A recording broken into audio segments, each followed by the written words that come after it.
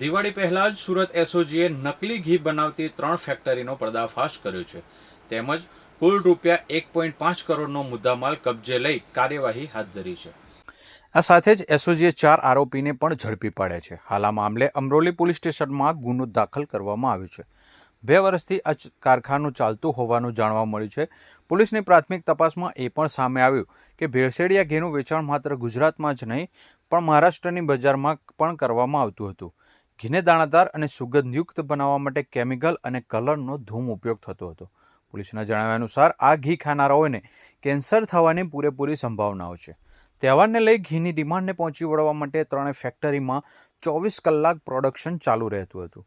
પોલીસે આ ગેરકાયદેસર પ્રવૃત્તિમાં સંડોવાયેલા 4 આરોપી ઝડપી પાડ્યા છે, જેમાં જયેશકુમાર રમેશચંદ્ર મહેસુરિયા, અંકિતભાઈ ટેકચંદભાઈ પંચીવાલા, સુમિતકુમાર જયેશભાઈ મહેસુરિયા અને દિનેશકુમાર તેજાજી ગેહલોતનો સમાવેશ થાય છે। તમામ આરોપીનું મૂળ વતન બનાસકાંઠા જિલ્લાના ડીસા ખાતેનું છે। એસઓજીના પીઆઈ અતુલ સોનારાએ આ સમગ્ર કૌભાંડની વિગતો આપતા જણાવ્યું હતું કે આ નકલી ઘીમાં દૂધ જેવી કોઈ વસ્તુ જ નહોતી। આરોપીઓ માત્ર આર્થિક ફાયદા માટે લોકોના સ્વાસ્થ્ય સાથે ખિલવાડ કરી રહ્યા હતા। આ નકલી ઘી મુખ્યત્વે વનસ્પતિજન્ય તેલો જેમ કે પામોલિન તેલ અને કોરમ નામના કેમિકલનું મિશ્રણ કરીને બનાવવામાં આવતું હતું। લોકોને એવું લાગે કે તેઓ ગાય કે ભેંસનું શુદ્ધ ઘી ખરીદી રહ્યા છે, તેના માટે આરોપીઓ ખાસ પ્રકારના કેમિકલનો ઉપયોગ કરતા હતા, જે ઓરિજિનલ ઘી જેવી આબેહૂબ ગંધ પેદા કરતું હતું। ગ્રાહકોને છેતરવા માટે ઘીને ઓરિજિનલ દેશી ઘી જેવો પીળો રંગ આપવા માટે તેમાં કલર ભેળવવામાં આવતો હતો। સૌથી ચોંકાવનારી વાત એ છે કે દાણાદારતા એ દેશી ઘીની મુખ્ય ઓળખ છે। નકલી ઘીને પણ ઓરિજિનલ ઘી જેવું દાણાદાર બનાવવા માટે આરોપીઓ એસએસ નામનું કેમિકલ વાપરતા હતા।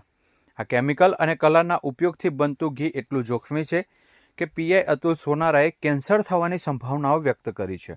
આ અંગે ડોક્ટરોના અભિપ્રાય લેવાની કાર્યવાહી શરૂ કરવામાં આવી છે। તેઓ રિધમ, મૌલી પ્રીમિયમ દેશી ઘી, શ્રી મૌલી પ્રીમિયમ શુદ્ધ દેશી ઘી અને શાશ્વત પ્રીમિયમ ઘી જેવા નામોથી આ ભેળસેળયુક્ત ઘીનું વેચાણ કરતા હતા। સમગ્ર મામલે એસઓજી હાલ બારીકાઈથી તપાસ કરી રહી છે, કારણ કે આરોપી મૈસુરિયાના ભાઈ વિરુદ્ધ પણ બનાસકાંઠામાં 17 લાખના નકલી ઘીનો કેસ નોંધાયેલો હોવાથી આ આખી ચેનલ ખૂબ લાંબી હોવાની શક્યતા છે। પોલીસે ડુપ્લિકેટ ઘી અને મશીનરી સહિતનો તમામ મુદ્દા માલ સીઝ કરી કાયદેસરની કાર્યવાહી હાથ ધરી છે। માનનીય પોલીસ કમિશનર સાહેબ દ્વારા દિવાળીના પર્વ જે અત્યારે આવી રહ્યો છે એના અનુસંધાને એક સ્પેશિયલ ડ્રાઈવ ગોઠવવામાં આવી હતી। આ સ્પેશિયલ ડ્રાઈવની અંદર ઘી, બટર, પનીર, ચીઝ આવું જેનું ડુપ્લિકેટિંગ કરે છે એના માટેની સ્પેશિયલ ડ્રાઈવ હતી। આ ડ્રાઈવના અનુસંધાને એસઓજી દ્વારા એક ચોક્કસ બાતમી એવી મળી હતી કે અમરોલી વિસ્તારના કોસાડ આવાસની અંદર જે સરદારનગરને એ જગ્યાએ છે ત્યાં કોઈ ડુપ્લિકેટિંગ ઘીનું ડુપ્લિકેટિંગ કરે છે। એના અનુસંધાને એસઓજી દ્વારા રેડ કરવામાં આવી। જે રેડની અંદર માધવ ડેરી પ્રોડક્ટ નામની એક કંપની બનાવી એની આડની અંદર અલગ અલગ નામથી ઘીનું બોગસ પેકેજિંગ કરી અને માર્કેટમાં વેચતા હતા। એના દ્વારા અમે વધારે પૂછપરછ કરતાં અમને એવું જાણવા મળ્યું કે કોસાડની અંદર જ બીજું ઈવા ઈબ્રો કરીને છે, ત્યાં કોસાડની અંદર જ ત્યાં બીજી જગ્યાએ તુરંત અમે રેડ કરી તો ત્યાંથી પણ મોટા પ્રમાણમાં મોટા જથ્થાની અંદર એક ફેક્ટરી પકડી આવી। એનાથી પૂછપરછ કરતાં એની બાજુમાં અમે ગયા તો ત્રીજી પણ એવી ફેક્ટરી મળી આવી, જેના માલિકો અલગ અલગ પોતાની ફર્મ બનાવી આ લોકોએ એક માધવ ડેરી પ્રોડક્ટ અને એક આદિનાથ ડેરી પ્રોડક્ટ નામની એક ફર્મ બનાવી હતી અને એક ન્યૂ આદિનાથ ડેરી ફર્મ એ કરી અને અલગ અલગ ઘીનું પેકેજિંગ કરી અને માર્કેટમાં અલગ અલગ જગ્યાએ વેચતા હતા। આ જે કંપની જે ઘીની ફેક્ટરી છે એના માલિકોના નામ છે જયેશકુમાર રમેશચંદ્ર મહેસુરિયા, એક અંકિત ટેકચંદ પંચીવાલા, સુમિત જયેશભાઈ મહેસુરિયા અને દિનેશભાઈ તેજાજી ગેહલોત। આ જે અગાઉ આ લોકોના અમે પૂછપરછ વધુ કરી તો એ લોકો ડીસાના વતની છે અને ડીસાથી જ આ વસ્તુ આ લોકો શીખીને આવ્યા હતા અને છેલ્લા 2 વર્ષથી આ કામની અંદર આ લોકો કાર્યરત હતા।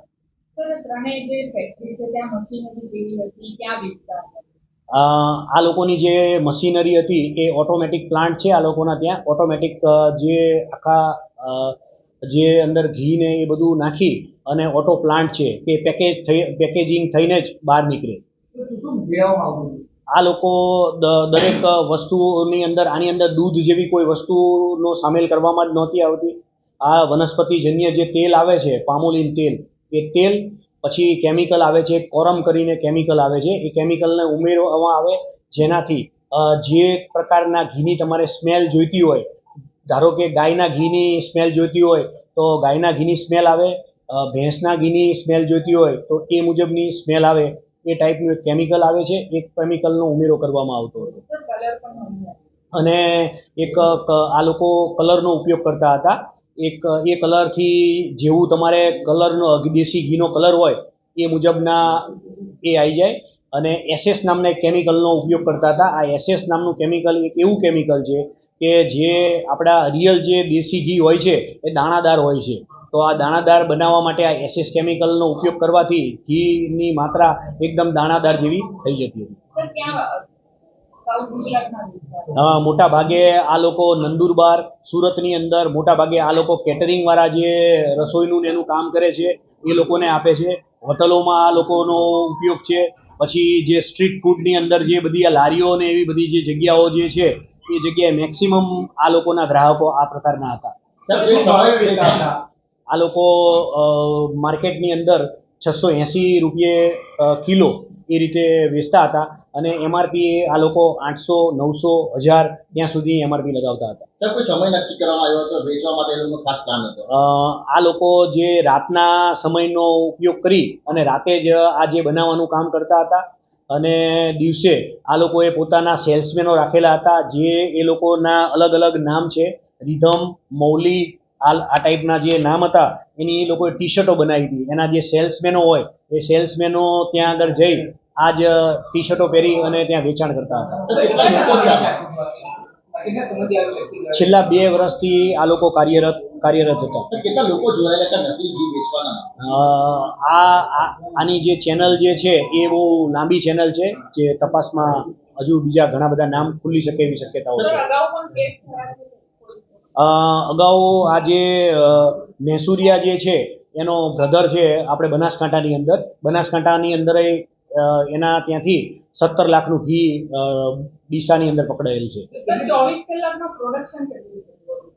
24 કલાક આ લોકોના ઓટોમેટિક પ્લાન્ટ છે.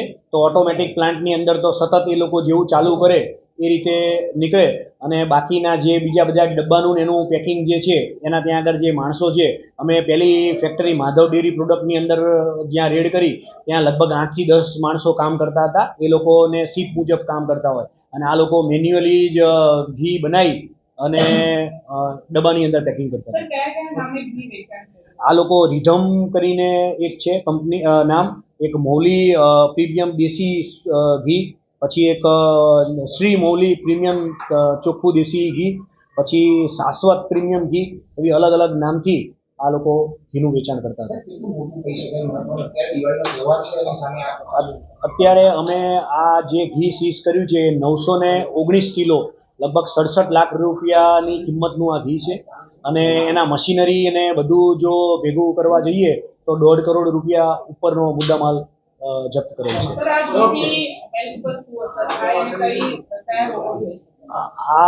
આ જે ઘી છે એ લોકોને અમે પૂછી જોયું તો એ લોકોને જ ખબર નથી કે આ શું છે. અને અમે બીજા ડૉક્ટરોની પણ સલાહ લીધી કે કેન્સર થવાનું મૂળ કારણ આવા પ્રકારની જે પ્રોડક્ટ આપણે જે ઇન્ટેક કરીએ છીએ એના કારણે થાય છે.